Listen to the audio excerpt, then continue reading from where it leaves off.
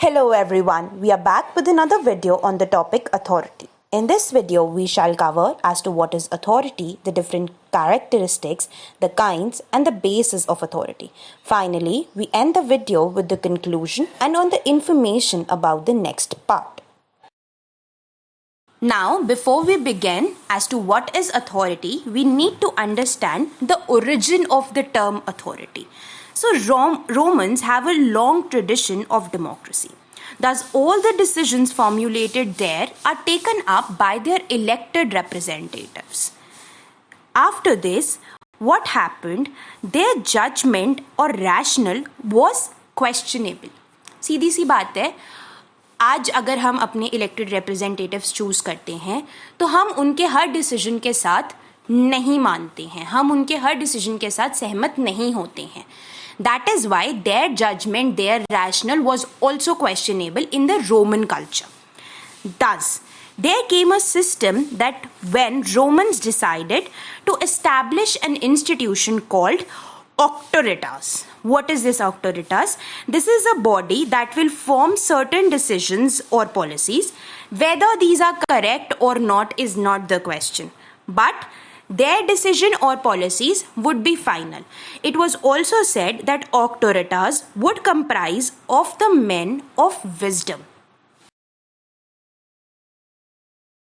Now, after understanding the origin of the term authority, we shall see what does this term actually mean. So, authority is not something which is a desire of a person. Second, it is not something that is universal in nature. Third, it is not natural. Now, what is it? It is a right. What kind of right is it? It is a right that is given to you by the legal restrictions or the constitutions. So, obviously, it is entrusted upon some people. Or you can say a very few in very precise terms. Then you also cannot say no to a person who is in authority. Because if you say no, the power that the person holds is by the constitution. Thus, if you say me no, your action against me is unconstitutional. Secondly, authority usually follows a hierarchy, that is from superior to subordinate. It also holds a capacity to get done what is wanted. Now, what does this mean? कि जो भी मैं करवाना चाहती हूँ, क्योंकि मैं authorised हूँ ये करवाने के लिए, मैं वही करवाऊंगी. मैं ऑथोराइज्ड हूँ तो मैं करवा रही हूँ. इसमें बिल्कुल भी ये मैटर नहीं करता कि मेरी विल क्या है. This is different from power in these aspects. I am authorized to get something done, that is why you are to do this. मेरी इच्छा क्या कहती है ये मैटर नहीं करता. और अगर मैं अपनी ऑथराइजेशन के बाहर कुछ आपसे करवाना चाहती हूं तो वो इलीगल है. That is not right because it is not supported by the constitution और by my authorisation. Next, we see here are two definitions mentioned. Already told you some topper tips in the previous video. You must mention at least two definitions to secure better marks than the rest of the people who are not giving in the definitions. As said earlier, you may please change the definitions as per your convenience.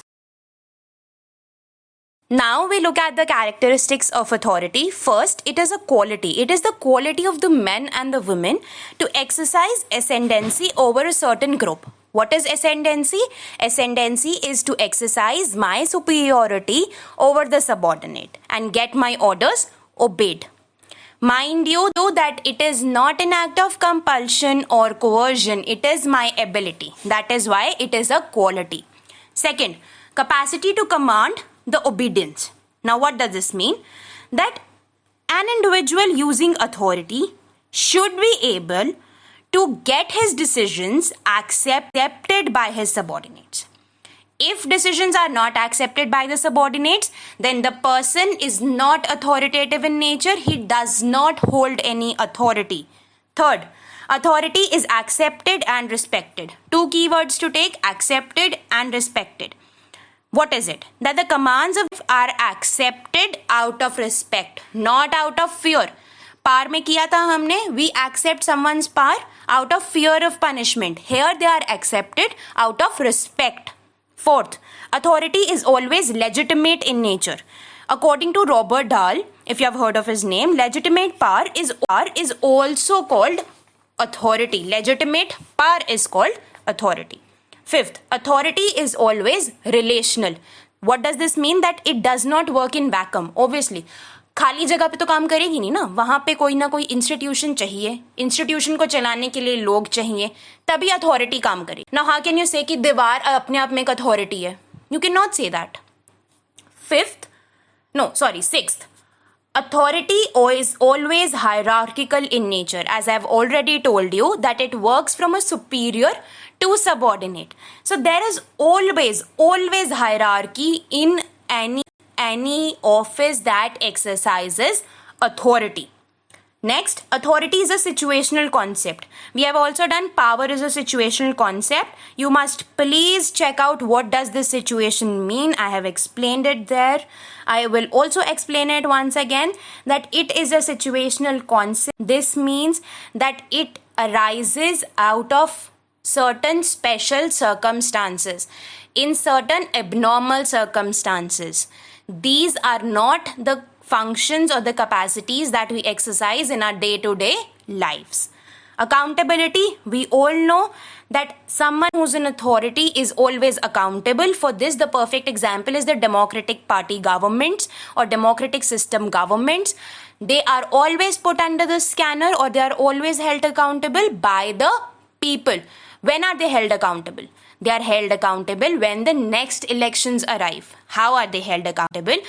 Even if a particular government is performing good, I would not say bad or best, I'm saying good, then the people might vote them in the next elections. But if the government does not give any questions to the decisions or any answers to the decisions that it has already taken, then they may fare dire consequences by losing the next elections. This dire consequence can come as a government change.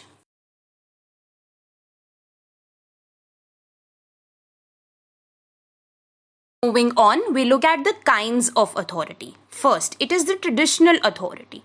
Traditional authority means that any authority that is on the basis of the conventions, the age-long customs. So it is basically when you obey these traditions, you are obeying a traditional authority. For example, in the monarchical system, monarch is being obeyed. That is a tradition. So it is a traditional authority. You even follow a tradition, say, we do not wash heads or we do not cut our nails on Tuesdays. We generally follow these customs. That is also your traditional authority. Next, legal or constitutional authority. Law or constitution is the basis of constitutional authority.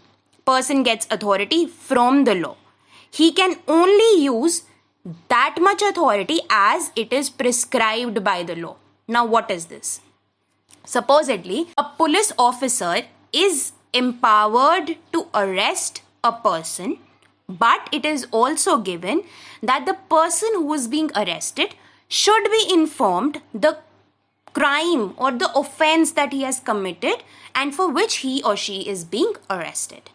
Supposedly, the police officer does not tell the crime or the offense, then he is acting out of his capacity, out of his authority. Thus, he is not following the legal authority there. Next, religious authority. Obviously, when you follow the commands of the God or the religious authorities, then you are following a religious authority. For example, in the medieval period, the kings made divine rights of kings in order to keep their supremacy. What do they say? That kings are only answerable to the God, not to the general masses. Next, it is economic authority.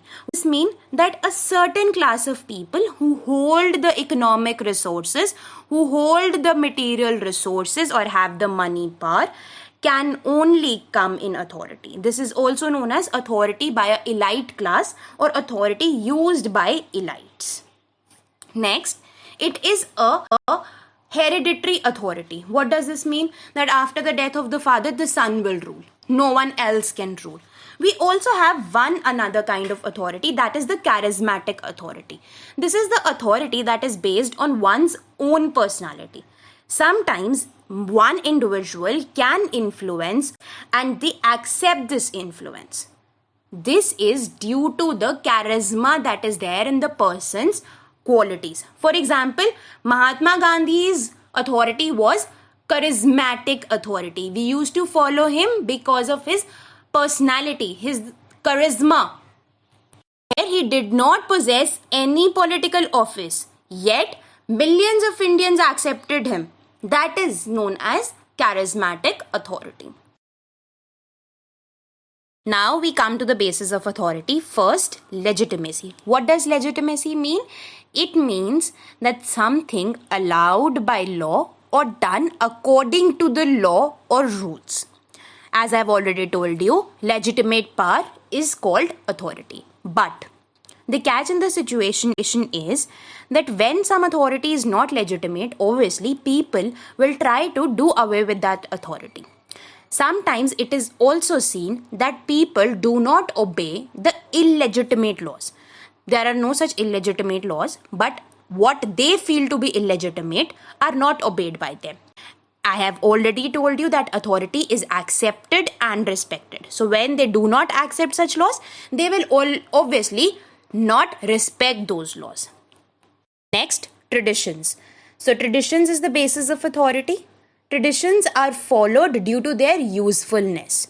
As I've already, if any authoritative uses his authority according to certain definite traditions, then people usually accept his orders. For example, the Prime Minister of England depends upon the traditions and not the laws. Still, the people of England accept the authority of the Prime Minister as per the legitimate authority. Habits. Some people obey the authoritative because of their habit. For example, the people of England have made the orders of the king as their habit. They usually accept the orders of the king without any question. Next, utility. It is the basis of authority because people will obey any certain law or certain directive because of its usefulness, not out of the fear of punishment, but because of its utility. Ancestral lineage is also a basis of authority. This implies that in the monarchical state, yes, in monarchical states, son becomes the successor of his father after the death. This becomes hereditary. So the authority also becomes hereditary. This is ancestral lineage. It is exercised in England, Japan, and Nepal. Now we come to the conclusion of the topic authority. Usually the aim of the use of authority is public welfare. Thus, people habitually obey it. Religion, traditions, habits, lineage are still the approved basis of authority in the modern democratic societies. These days, authorities should be legitimate and it should be supported by the public opinion. Thank you for watching my video. Please do like, share and subscribe my channel. Also press the bell icon that you never miss an update from Political Science on Tips with Bhumika. In next part, we shall cover the difference between the authority and power.